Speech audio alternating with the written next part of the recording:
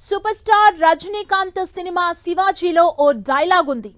India పేద దేశం కాదు, కొల్లగొట్టిన సొమ్మును స్విట్జర్లాండ్కు తరలించే వాళ్ళెక్కువ, దోపిడీ ఎక్కువని. అలానే తాజాగా స్విట్జర్లాండ్ నేషనల్ బ్యాంక్ ప్రకటించిన ఇయర్లీ డాటా చూస్తే ఆ మాట నిజమే అనిపిస్తోంది. 2024 సంవత్సరంలో ఇక్కడి బ్యాంకు ఖాతాల్లోని ఇండియన్ కస్టమర్ల డబ్బు ఏకంగా 37,600 కోట్లకి చేరింది. ఇది అంతకీ ముందు ఏడాదితో పోల్చితే ఏకంగా 3 పెరిగిందట.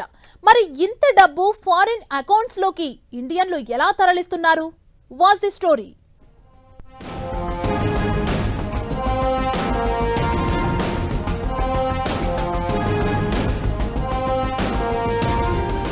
కొండలా పేరుకుపోతున్న బ్లాక్ మనీ ఒక్క సంవత్సరంలోనే 3 స్విస్ బ్యాంక్లోని ధనం.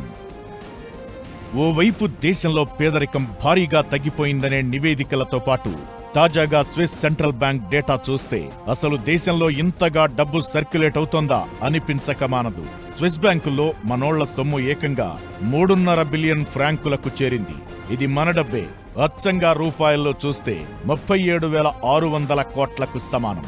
2023లో ఈ డబ్బు 1,04,00,000 స్విస్ ఫ్రాంకులు మాత్రమే. మరి ఇంతగా ఒక్క సంవత్సరంలోనే ఎలా పెరిగిందంటే అదో బ్రహ్మ పదార్థమే.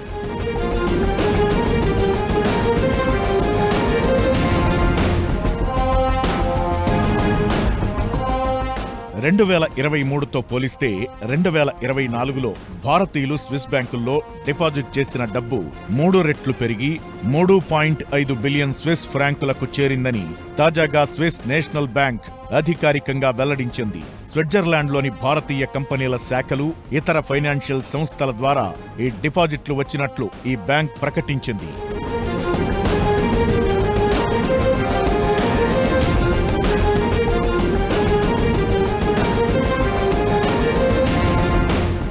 స్విస్ సెంట్రల్ బ్యాంక్ విడుదల చేసిన డేటా చూస్తే ఇండియన్ కస్టమర్ ఖాతాల సొమ్ము 11% పెరిగి 34.6 మిలియన్ స్విస్ ఫ్రాంకులకు అంటే 3,675 కోట్లకి చేరింది. కానీ ఇతర శాఖలు, సంస్థల ద్వారా మాత్రం భారీగా డిపాజిట్ అయ్యాయి. ప్రస్తుతం ఈ డేటా అంతా సంచలనం కలిగిస్తోంది. తాజాగా గ్లోబల్ ఇండెక్స్ పరంగా చూసినా స్విస్ బ్యాంకుల్లో డబ్బు ఉన్న దేశాల్లో భారత్ 48వ స్థానంలో నిలబడింది. 2023లో ఈ ర్యాంక్ 67గా ఉంది. 2018 నుంచి పన్ను విషయాలలో స్విట్జర్లాండ్, భారతదేశం మధ్య ఆటోమేటిక్ సమాచార మార్పిడికి అవకాశం కలిగింది. ఈ నేపథ్యంలోనే తాజాగా ఈ డేటా అంతా అందుబాటులోకొచ్చింది. మరోవైపు ఈ డిపాజిట్లను, ధనాన్ని స్విస్ నేషనల్ బ్యాంక్ బ్లాక్ మనీగా గుర్తించదు. అయితే భారత్లో మాత్రం స్విస్ బ్యాంకుల్లోని డిపాజిట్ల వివరాలను తెలియపరచని వ్యక్తులే ఎక్కువ. అందుకే వీటిని ఎక్కువగా నల్లధనానికి పర్యాయ పదంగా వాడుతుంటారు.